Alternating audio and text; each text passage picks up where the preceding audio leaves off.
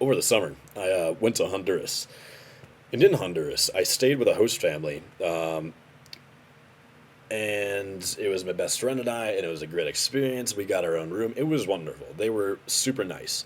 Um, and we got to our room, and it was just a fabulous room. When I say fabulous, I mean fabulous. Like, we got the girls' room, so the walls were pink. It was just plastered in like Disney princess stuff. There was a Barbie blanket, and there was like Disney Channel stuff on the walls, and it was lovely. I quite enjoyed it.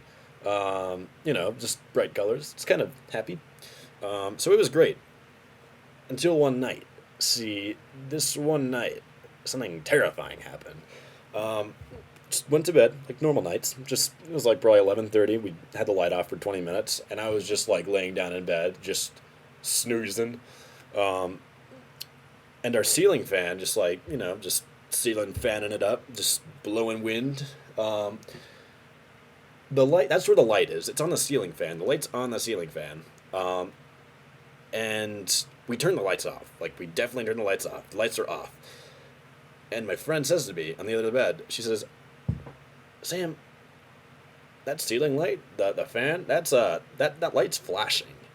And so I like I'm like still half asleep, and I like get up out of my bed, and then I look up. I'm just like, the ceiling light's not flashing. It's not flashing right now. And then I look there for another like 15 seconds, and then it flashes, and I'm like, it flashed. The ceiling light flashed. And then she's like, yeah, I know. And because it's 11:30 at night, my brain's not operating properly.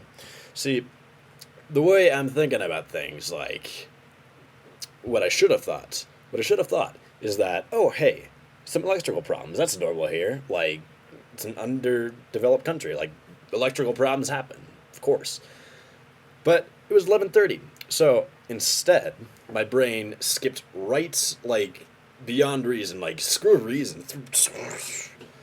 And I went right to the scariest possible possibility there possibly could be. And I was like, there's a ghost in our room. There's clearly a ghost in our room, and the light's flashing because the ghost is in our room, and there's a light flashing. And I freaked out, and I'm just like, oh, God, this is terrifying. And then I was like, we gotta contact the ghost. We gotta figure out what it's doing here. Like, we gotta know what it wants. And so I look up at the light, and I'm like, so, flash once if you're a friendly ghost. Don't flash if you're not a friendly ghost.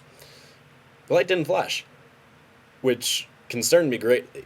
And I kind of started breathing heavily and, like, started to kind of freak out a little bit. And so Katie, on the other bed, decides, oh, I want to be a jokester. Flash once if you want our souls. And I'm like, Katie, you can't say that. That's terrifying. Don't do that. And it flashes once, of course. And when it flashed, I was not expecting this, so I let out a girlish scream. Like a scream from just a 6-year-old that was just really surprised. Like it was just a womanly scream. I probably woke up the neighbors next to us. Like the neighbors were kind of asses because they would keep us up all night, doing dishes and whatever else they're doing. So they deserved it. But anyway, I let out this womanly scream, and it is just, I'm just terrified beyond belief. Like I can't even close my eyes. They're so open. Like they're open like this. Like I'm just scared. Um, and I'm looking at the light, and I'm just like, Katie, I'm turning it on. I'm not letting it flash like this anymore. So I turn on the light, and I go back into bed, and I stare at it, and I'm like, I'm content. The light can't flash anymore. It didn't flash.